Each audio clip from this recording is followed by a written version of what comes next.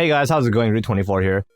It is that time of month, and you know what I'm talking about, that time of month, one where we go and take a look at what you might want to pick up in the next couple of weeks. Now, we've had some really good games come out in March and April, and maybe you're thinking like, oh, we can keep that momentum up. We're going to have a lot of good games coming out in 2020. And I don't know, maybe not. I think we're in a little bit of a drought, I guess, like a down period, but that's totally fine. Maybe you're still playing through Resi 3, maybe you're still playing through FF7, and this just gives you, the break you need to get through those games. But just in case you're done those and you're dead set on picking up a game in May, I picked out a couple games that you might maybe want to take a look at. So let's go ahead, let's get right into it. Here are my picks for the month of May 2020 in the Japanese release schedule. Alright, first up on May 28th, yes, believe it or not, the end of the month, is Ninjalah, I don't know, for the Nintendo Switch. Now, we first saw this game when it was announced at TGS in 2018, which is quite some time ago, I know, but it's finally here. It is an actual real game, and you can play it really, really soon. So this is a free-to-play multiplayer game. You don't need Nintendo Switch Online, so that's pretty cool. You can just totally jump in without paying any money, I guess. Now, if you're looking at the footage, you might make some comparisons between other multiplayer games on the Switch, and I kind of can see why you might make that comparison, but I guess this focuses more on Melee, so you never know. It honestly, looks kind of fun.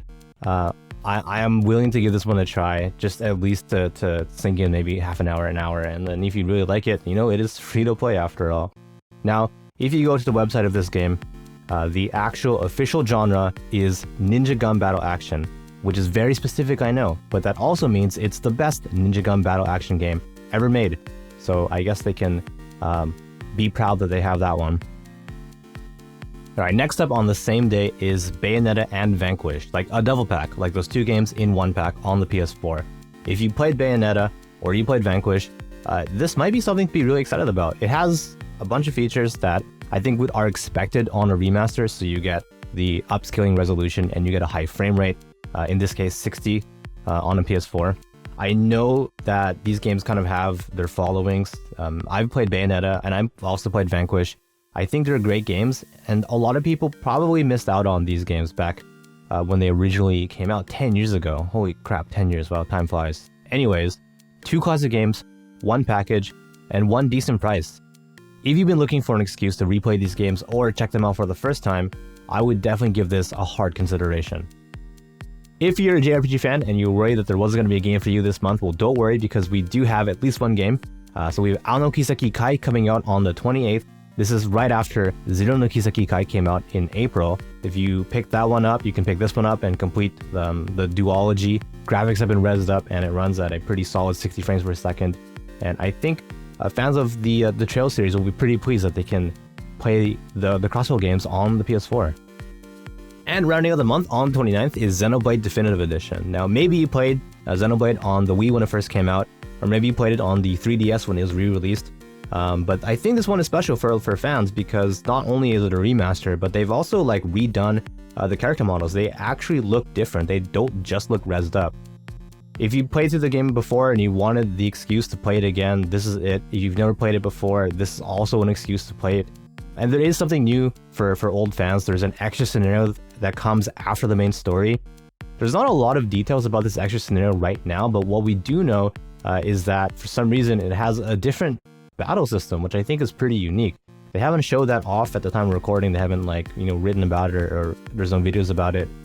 But I am curious to see what is different about this battle system. If I had to pick one game to pick up this month, it would probably be Xenoblade, just because I really like JRPGs and I really like Monolith Soft. I'm a pretty big fan of the Xenosaga series. In fact, you know what? I want to remaster that. I don't want to remaster Blade, I want to remaster Xenosaga. Anyways, that will do it for May. I know it's a short month, not a lot of games, not a lot of new games, aside from Ninjalah. But let me know what you're going to pick up. What are you excited about? And if there's a game that I missed and you feel like I really should have mentioned, you can definitely go ahead and let me know what it was down in the comments. If you like this kind of content, you can definitely feel free to subscribe. Follow me on Twitter and Twitch. I stream Tuesdays and Thursdays, 9 p.m. JST. We just started playing Trials of Mana on stream. It's a pretty fun game. Links to both of those will be in the description, so go ahead, come say hi and chat. Anyways, that's going to do it for now, so thanks a lot for watching, and I hope to see you again. Take care.